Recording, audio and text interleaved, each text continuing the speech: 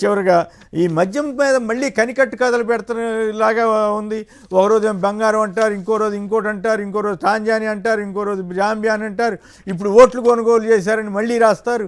ఏమిటి రాజు? సార్, చంద్రబాబు నాయుడు గారి యొక్క ప్రభుత్వం ఏదో రకంగా జగన్మోహన్ రెడ్డి గారి మీద బురద జల్లదు. వాళ్ళ అంతిమ లక్ష్యం అయితే అదే. కానీ జగన్మోహన్ రెడ్డి గారి పాలనలో ఏ రకమైనటువంటి అవినీతి కుంభకోణాలు ఏవి జరగలేదు. సో జరగలేనటువంటి ఒక కుంభకోణాన్ని అక్రమ కేసులు పెట్టి వారు జరగలేని దాన్ని జరిగినట్టు కనికట్టు చేసి చూపించే ప్రయత్నం తప్పితే ఇంకోటి కాదు. ఇందులో ప్రతిదాని ఇప్పుడు నిజంగా వాస్తవంగా జరిగింది అనుకోండి, దానికి ఒకటే స్టోరీ లైన్ ఉంటది. కానీ మనం అల్లిన దాని స్టోరీకి ఏముంటది? రోజుకోలైన చంద్రబాబు నాయుడు గారి నిద్ర లేకపోతే పొద్దున ఏ కొత్త థాట్ వస్తే ఆ కొత్త థాట్ ని సిట్ అనే దాన్ని పెట్టి దాన్ని ఇంప్లిమెంట్ చేయడంలో భాగంగానే చేస్తున్నారు తప్పితే ఈ యొక్క కేసు ఏదైతే ఉందో కొండను తవ్వి ఎలకను పెట్టినట్టు తప్పితే ఏమీ ఉండదు. ఈ కేసులో ఎవరైతే ఈ రోజు అన్న మిథున్ రెడ్డి గారు కానీ లేదంటే ఎవరెవరినైతే అరెస్ట్ చేసి జైల్లో పెట్టారో వీళ్ళందరూ కూడా కడిగిన ముత్యాల్లా ఈ కేసు నుంచి బయటపడడం అనేటువంటిది ఖచ్చితంగా జరుగుతుంది.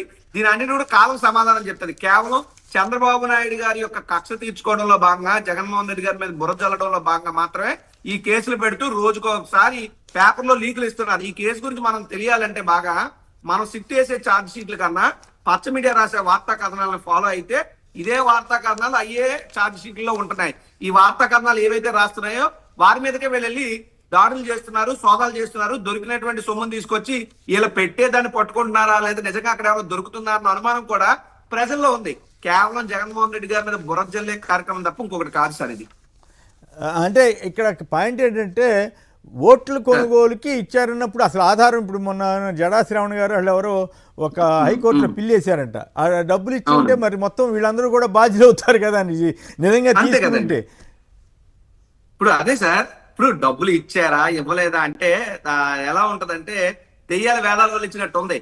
డబ్బులు కొనుగోలు చేయటం, ఎమ్మెల్యేలను కొనడం, వెన్నుపోట్లు పడడం, లేదంటే ఎమ్మెల్యేలతో ఎమ్మెల్సీ ఓట్లు కూడా 55 లక్షలు పంపించి బ్రీఫ్డ్ మీ కాన్సెప్ట్ లో డాక్టరేట్లు పొందినటువంటి వ్యక్తులుగా మాట్లాడే చంద్రబాబు నాయుడు గారు ఈ రోజు వచ్చి ఓట్ల కొనుగోలు గురించి మాట్లాడడం అంటే ఆ దెయ్యాల వేదాల వల్ల ఇచ్చినట్టు తప్ప ఇంకోటి కాదు.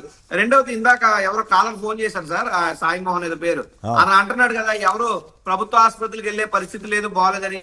దమ్ముంటే, సత్తా ఉంటే, ఉంటే ఓపెన్ ఛాలెంజ్ రండి మా విశాఖ కేజీహెచ్కి వస్తే ఎన్ని వేల మంది పేద రోగులు ప్రతిరోజు ప్రభుత్వ ఆసుపత్రికి వస్తున్నారో నేను చూపిస్తాను లైవ్ పెట్టి. అంతే తప్ప అక్కడెక్కడో చెన్నైలో ఉండి కారు కూతలు పోయటం, సమాజం మీద ఈ రకమైనటువంటి పదాలు వాడొద్దులే దయచేసి. మనం ఎలాగ అనుకుని కూర్చుందాం సార్, వాళ్ళు వాడాల్సిన పదాలన్నీ వాళ్ళు వాడుతూ ఉంటారు. కరెక్టే. కానీ ఆయనకు అర్థం కాని విషయం ఏంటంటే అనేక ప్రైవేటు ఆసుపత్రుల్లో జరగని సేవలు కూడా ప్రభుత్వ ఆసుపత్రుల్లోనే ఉంటాయి. ప్రభుత్వ ఆసుపత్రి ఎక్కడైనా సరిగా పనిచేయని చోట ఎక్కువ ప్రైవేట్ డిమాండ్ ఉంటుంది. సో అదంతా ఒక పెద్ద కాంపిటీషన్ వ్యవహారం అనుకోండి.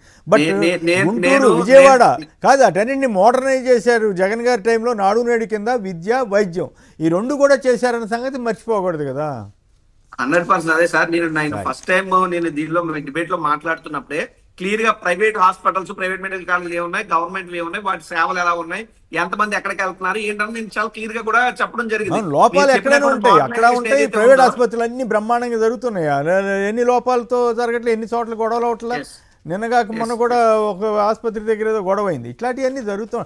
అంత మాత్రం ప్రభుత్వం అసలు అక్కర్లేదన్నట్టుగా.